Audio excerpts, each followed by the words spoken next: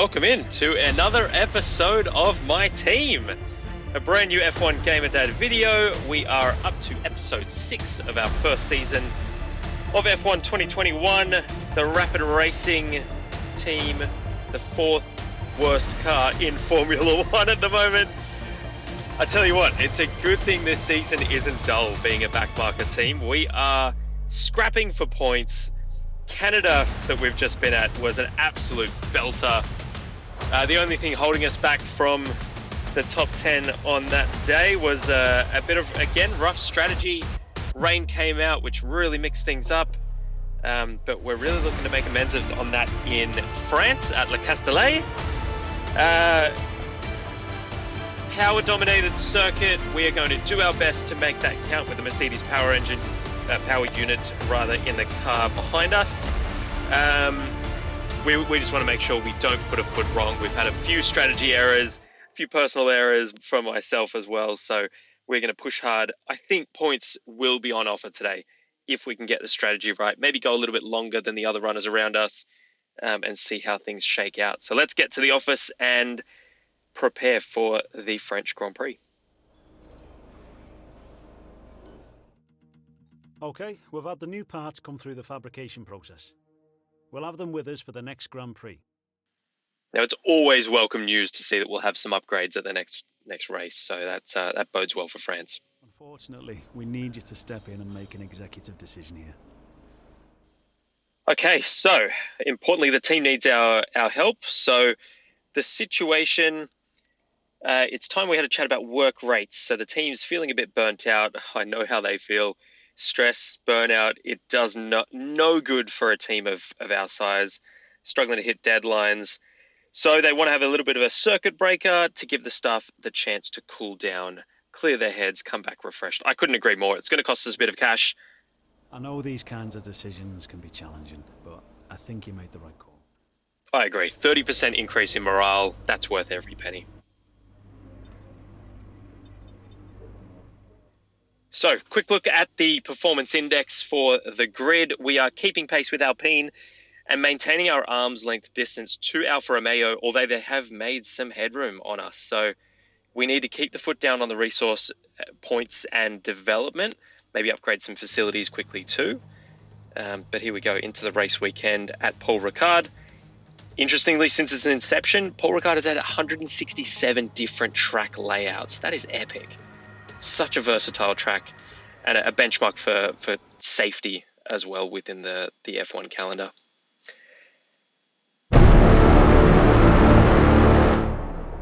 Oh boy, don't we love seeing that? Qualifying 1, there is rain scheduled.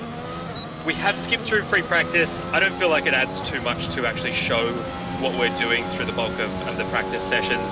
So we come straight into the first qualifying session, 13 minutes to run on the clock, putting down our first banker lap time. The car is feeling good. Honestly, it is feeling very smooth, very quick in a straight line. We're being very liberal with our use of the curbs. Barely avoiding any track limits, penalties, or warnings, I should say. Coming up to the famous Mistral straight, an absolutely enormous straight that's only broken up by this little chicane complex here, and then we keep going full throttle, and we're looking quite good. The first sector is quite strong.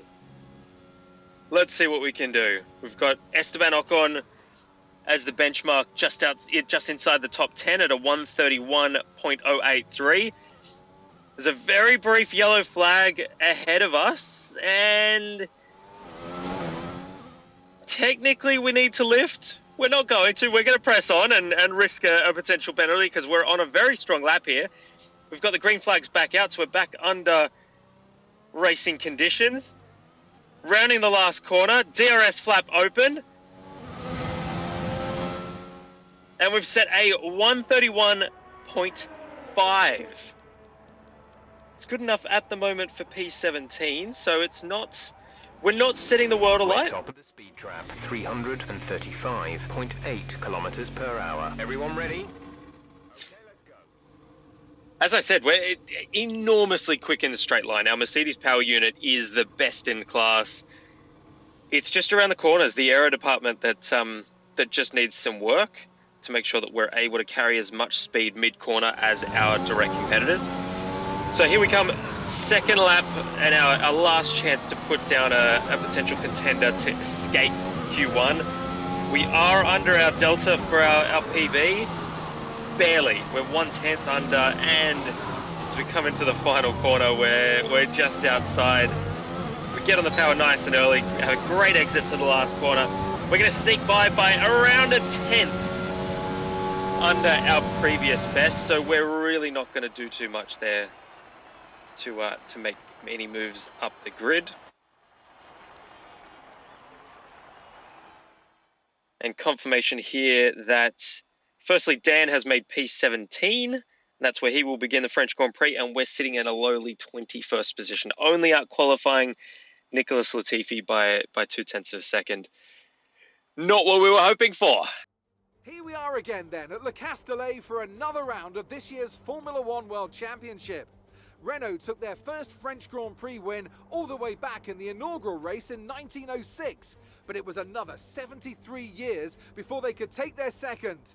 I'm sure Alpine will be pushing hard to delight the local fans here today. Mastering a lap of Paul Ricard means getting to know 15 corners, 6 left and 9 right, for an overall lap distance of 3.6 miles. The two halves of the long Mistral Straight are separated by a heavy braking zone into a potential overtaking hotspot at the chicane Nord. And watch out for the drivers running onto the distinctive coloured stripes, which are low in grip and highly abrasive. It's just about time to go to the track for the beginning of the race, but before we do, Anthony Davidson, what types of strategy do you think we can expect for today's event? Well, there's a lot that both the driver and the team have to keep in mind when going into a race. The tyres, fuel, energy recovery systems, the list goes on and on. But I think the key to today's victory will come down to the pit stop strategy. Come in too soon and you might find yourself needing more than one stop. Too late and you're putting yourself at a disadvantage by spending longer on worn tyres. It's time to take a look at our starting grid for today's race. Lewis Hamilton lines up on pole position, and it's Valtteri Bottas that completes the front row. As we continue through the rest of the grid today, we have Norris, Ricciardo, Max Verstappen and Perez, Leclerc, Sainz, Vettel and Pierre Gasly, Stroll, Tsunoda, Fernando Alonso and Ocon, Raikkonen, Mick Schumacher, Daniel Ticktum and Antonio Giovinazzi, Russell, Mazepin, Smith and Nicholas Latifi. It's almost time for those 5 red lights to go out. Then let's see who can prevail today. So it's funny, I opened up this video with a claim that we were going to try and score points, and we've had just about our worst qualifying session bar Barcelona, sitting in 21st on the grid. So we're going to have to make our strategy do the work for us. We're going to start on the mediums. I thought about starting on the hards and going real long for the first stint, which Giovinazzi in P18 has done. I just feel off the line we're very punchy at the moment. Our starts are absolutely electric. We're going to try and aim for the same, get off the line as quickly as possible, make up 3 or 4 positions if we can, try and hang on to them, and then the second stint will go as long as possible. So we might try and stop and undercut a few competitors. We're off and racing. We have made very quick work of George Russell sneaking up the inside. We've got our teammate Dan Ticktum just in front. We're going to shoot down the inside of basically the whole field. We're in P15, 14. Oh, we've been pushed out wide by Fernando Alonso. A legal overtake on his teammate Esteban Ocon. We have to lift. We've given that back to Ocon, and we gain a pretty lasting advantage on that one. Around the outside of Alonso as well. We're in P13. As I said, we are very punchy in the early phases of a Grand Prix at the moment. There's our first warning for track limits. I don't feel that we could have done too much about that. We're very eyes wide open and full of adrenaline at this stage. Oh, we're almost taking out the back end of Lance Stroll. I feel we might have given him a bit of a love tap. We'll check the situation with the MFD. And funnily enough, our power unit does have an issue. We've got our front wing still intact, so not a problem there, aero-wise. But we do have an issue that is going to... Oh boy, okay. We're being very liberal with the track limits once again, like we did in qualifying. Struggling to keep it on the surface. And we'll just try and take stock at this stage and hold on to P14 for as long as we can. We've got Alonso, a double world champion, right behind us. Got his teammate Esteban Ocon ahead, and we'll try and hold here as long as we can. If we've got the slipstream of Ocon, our car is absolutely lightning fast in a straight line, so we really need to make that pace count while we can. What a start. I feel like we have to take a breath just to figure out what happened then. Oh, and really interestingly, we've got the Haas of Mick Schumacher right behind us as well. He's made up a few positions off the line too. We've set a green personal best first sector on lap 2. Fast forwarding to lap 3, the Mistral Straight, we have DRS open. We don't use the overtake button. We're up the inside through the chicane. Oh, we're not quite close enough, but we are going to get right back into the slipstream. See if we can make the move count now. Up the outside, almost off the circuit. Around the long, swooping right-hander. Still haven't made it work. Oh. This is a great battle with Ocon, and we've opened up through this battle, despite this huge squabble we're having with Ocon. We've opened up a 3-second buffer to Fernando Alonso in 15th. So we're really doing well to fight and make sure that while the tyres are switched on, we are hanging off the back of Ocon. Hopefully here we can get as close as possible. We're going to pull out. We're not going to try and move at turn 1. We are going to keep this going, stay as close as possible. My goodness, the RR1 feels like a rocket ship today. This is fantastic for us. Qualifying over one lap was not... There was nothing we could do about that. We did not have the pace. The setup didn't allow it. But our race car is phenomenal. It's really allowing us to fight and really put together some strong lap times.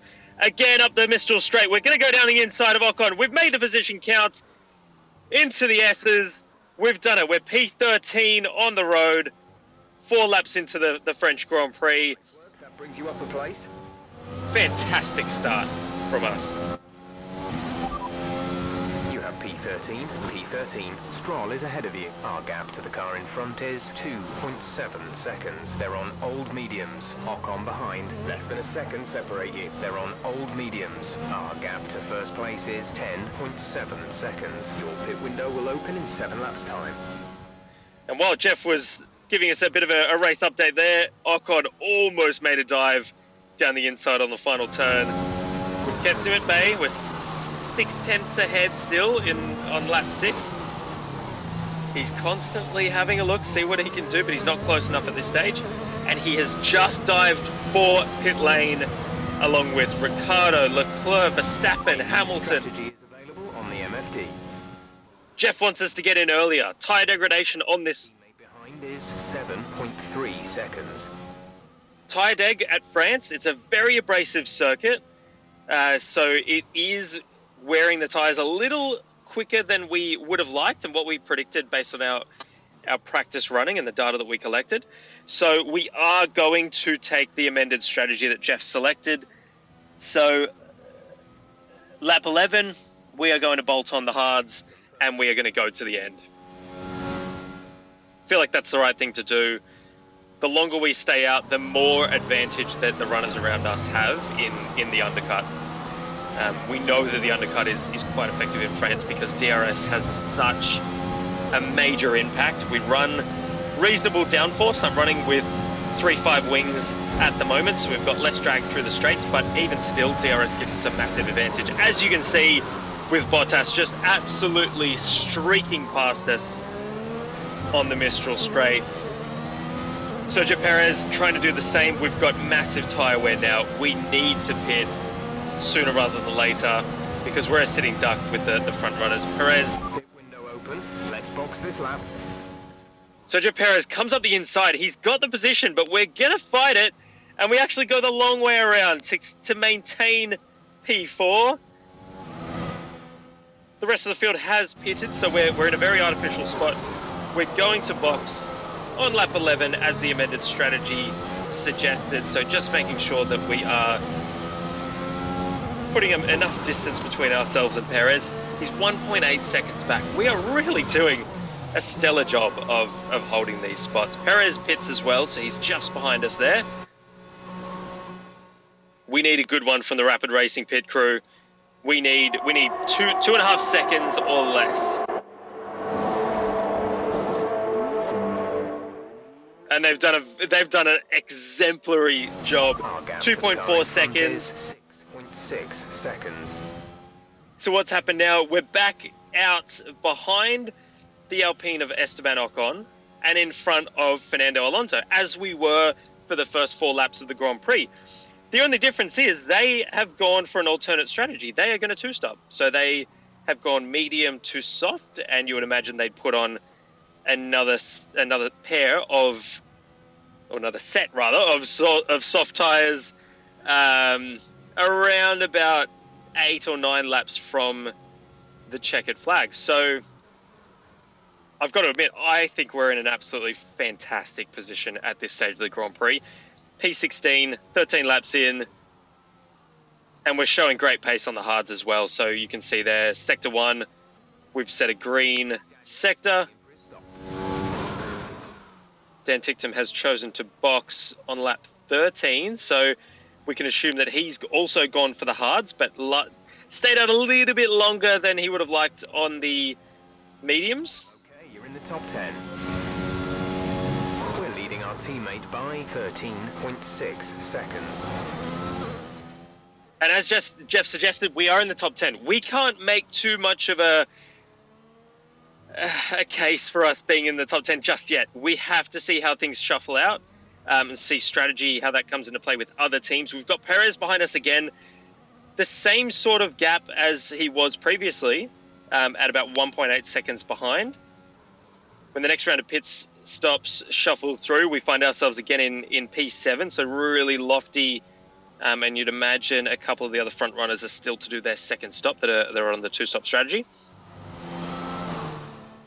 If we can hold Sergio Perez to over 1.5 seconds when we come to the straights and the DRS zones, and we can avoid him having that extra drag resistance or drag reduction on the straights, I think we're in with a good chance. But having said that, on lap 17, going along the pit straight, he's a 10th behind, and he makes a little dive on the inside. He's got the Red Bull side by side. We do not relinquish the position. We've got the elbows out. We hold off for what is P4 on lap 18. Oh, and you see the back end getting a bit squirrely there through that left-hander. We're going to do our absolute best to keep this going as long as possible. Perez will be wanting to clear us as quickly as he can. His fight is not with us. He wants to be fighting for the podium. Okay, he wants to be fighting for 4th, 5th at the end of this Grand Prix, just outside his teammate and the other 2 Mercedes. So if he can clear us quickly, he's going to be setting much better than mid-130s. He's going to be setting probably in the 133s, 132, 133 second lap times. But while he's behind, he is subject to the dirty air, the turbulence that my rear wing and my gearbox are shooting back at him when we go around these high-speed corners. So lap 19, we've got 8 to run, sitting in P4. Yuki Tsunoda is clear as day in the distance there. Lance Stroll as well, 16 seconds and 16.5 seconds respectively in front of us. And I feel that they are about to box for medium compounds. I believe they haven't stopped as yet, so they still have one pit stop to play. So their tyres will be really showing signs of desperate wear at this stage. And you can see there, Keep taking care of them.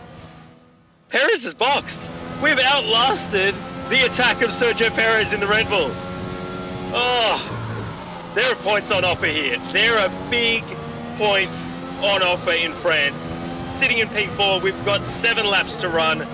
Dan Ricciardo's behind us. He's going to gobble us up on the Mistral Straight.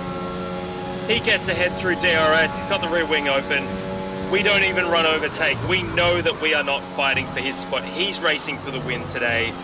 Max Verstappen also makes the pass to do real quick business of our RR1. And as we saw around 6 or 7 laps, hold the phone, we're gonna shoot on the outside of Max Verstappen. We've passed the Red Bull in turn 1. He's still up along the inside. He has given away, which some would argue he does not like to do in real world settings. We've kept the position. He is putting his front wing in positions that I know it doesn't want to be. Gap to car in front is 6.6 seconds. Dan Ricciardo has shot 7 seconds up the road. He's absolutely disappeared into the afternoon Pyrenees blue sky. Verstappen is still stalking our gearbox. He has a look up the inside, nothing doing. We hold tight. He goes up the inside again. Oh, it's close. And if you can see on the lap ticker, we've outlasted Max Verstappen also. Max Verstappen has dived for the pit stop. I think what has happened is at a certain point, he has made a dive up the inside. He's made slight contact with us and he's lost his front wing. That's the only explanation of it. He was not due a pit stop. He was running till the end on the tyres that he had. Lap 24 now, we are squabbling with Carlos Sainz as much as possible. He's in a much faster Ferrari. We have no business in this battle. But you know what? We want points. We want as many of them as possible. And we're in great shape. We're in P5. We go ultra defensive along the fast straight. Sainz has track position. We have the... And he hasn't made a mistake. We have slammed the door shut. There's nowhere for Carlos to go. Because of that as well, Mick Schumacher has absolutely capitalized. Oh boy. And while we have been squabbling for P5, we've not been paying too much attention to the fuel tank and the absolute dire situation that we have here. I dare say this is going to predicate what happens in the last 3 laps of this Grand Prix. We're going to fight as hard as we can. Sainz makes another look up the inside on turn 1. We still hold the inside. We're going side by side, 2 corners running. Sainz still there. Puts his Ferrari again up the outside. He's going to try and go the long way around. He does. Oh, what a move. And we're staying side by side. We go up the inside. Oh, what a battle. What an absolute battle. This is probably the battle of our season so far. We're fighting for our lives in the top 10 at the moment. There's a bit of a queue building, a bit of a DRS train behind Mick Schumacher. And I can see an Alpine back there as well that's getting involved. Again, we sneak up the inside and we are just closing the door the moment Carlos gets his nose in front up the inside, which is the only space that we're giving him. Again, Mick Schumacher looking to capitalize, but as soon as he gets in front... Oh boy, 3 laps. Okay. We need to fuel save as much as possible while trying to fight for points. Bit of a dilemma. How hard do we go? How much do we take what we've got and say, you know what? P10 will absolutely do us, 1 point. when we know that our nearest rivals, Alfa Romeo, have not scored yet? How hard do we do this? How hard do we risk it to potentially come away with big points versus playing conservatively and maybe still not getting anything at all? We're leading our teammate by 13.8 seconds. Oh, Sainz again, up the outside on turn 1. A new move. He hasn't tried that so far. And again, as soon as he makes a move and doesn't make it stick, he falls a very far way back with the turbulent air behind us. So like I said at the very early stages of this season, we're going to try and be fast as quick as possible. We're going to try and earn points as quick as possible. Reliability, mistakes, strategy, all of these errors are going to come because we are a brand new team in Formula One. So honestly, I don't mind if we lose, but we lose at a fiery ball of courage. Again, so there is a Ferrari up the inside after the Mistral Straight. Fall off the cliff soon, take extreme care. It wasn't Carlos, it was Charles Leclerc. He couldn't make it stick either. Jeff's just reminded us that to add to our laundry list of concerns at this stage with 2 laps running after we cross the finish line, the tyres are also at their absolute worst. They've been on the car for 14 laps now. They're really not looking too good. And the news that we didn't want coming up to the final corner of the circuit, we have 1 lap remaining and we haven't crossed the checkered line yet. I don't feel comfortable when I hear those sorts of things. And we've been double teamed, the Ferrari and the Haas, and Mick Schumacher gets ahead! Mick Schumacher gets into P5 in a Haas. This should not be possible. He is having the drive of his life in this Grand Prix. Carlos Sainz it was who actually went up the inside. Schumacher went around the outside and made it stick. Phenomenal move. With the issues that we're nursing at the moment, to get to the finish line after this lap, we're not going to be able to do anything about that. And even if we wanted to try, look how far Mick has gotten away, even with DRS. We're just nowhere near the Haas, which is just incredible because it's not even comparable to us on the performance index. So, boy oh boy. What a cracking race this has been. We are on the penultimate lap. Ricciardo is off in the distance, 19 seconds in front. We've well and truly held up both Ferraris, anyone that's behind us, the Aston Martin of Sebastian Vettel. We've got Lewis Hamilton, who has obviously... And that's that issue that's... Oh, here we go. We've got Carlos getting a bit argy-bargy, coming up to the final corner. He put his front wing in there. Could potentially have damage because we did feel a bit of a nudge, a bit of a love tap. Okay, final lap, and if you see our fuel warning, we're missing a bit of fuel. We're missing around a third. It certainly is. Oh boy, I'm having to lift off and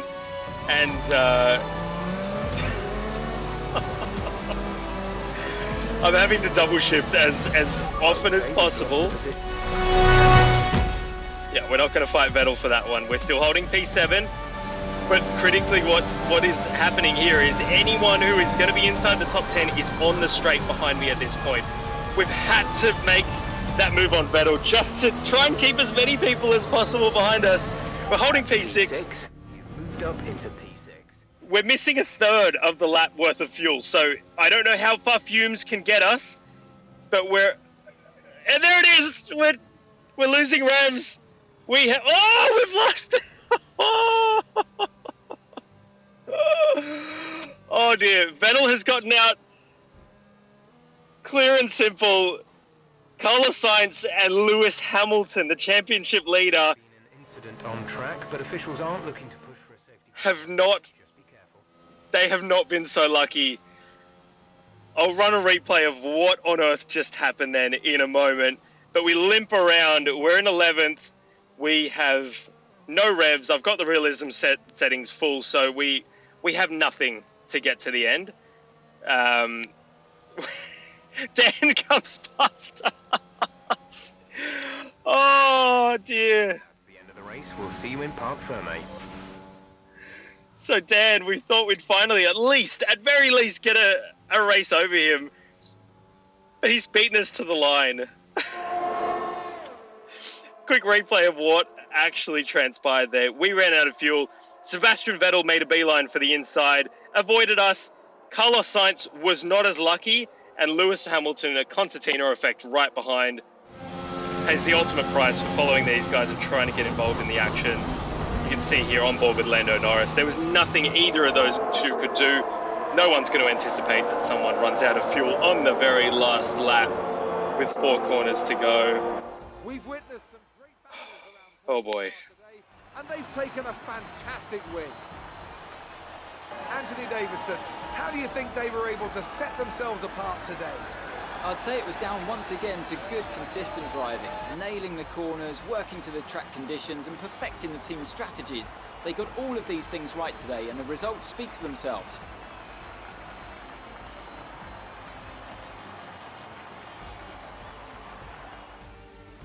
Mercedes are on top form once again after an excellent race weekend. It's great to see them up on that podium once again.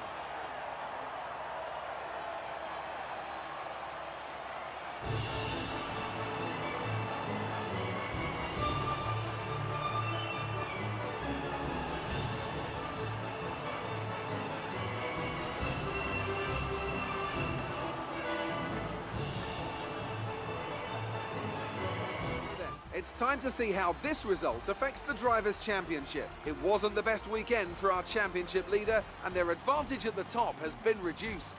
So, Anthony Davidson, who would you rank as your driver of the day? Mick Schumacher gets my vote today. It's time to check out the constructors' standings. Mercedes continue to extend their lead. There was also a strong showing from the McLaren team today as they make their way up the standings.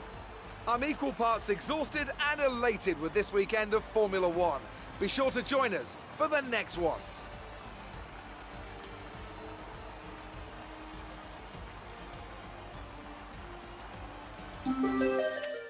Well, I'm just going to get my breath back. That was absolutely epic. A lot of fun. They say you've got to risk it to win the biscuit. We did that and more. We laid it all out there. We had P5 in our sights. There was no way we were not going to go for that. The only thing I would change about that race is just underfuel the car a little bit less at the start. We were banking on a safety car, doing a little bit of fuel saving for us so we could lean things out, but ultimately that didn't come to fruition. Oh, we've got to regroup again. We've got to go again for the Austrian Grand Prix. This bodes well. We've got so much pace. We definitely can get the elbows out. We got the fists out today. We got our front wing out. We had everything, laying it on the line to just see what we could do and potentially end up with some points. Wasn't to be, but I hope you enjoyed it. If you did, please leave a like, subscribe to the page, hit the bell so you receive notifications when episode 7, the Austrian Grand Prix from Spielberg, drops very shortly. And until then, take care. We'll see you soon.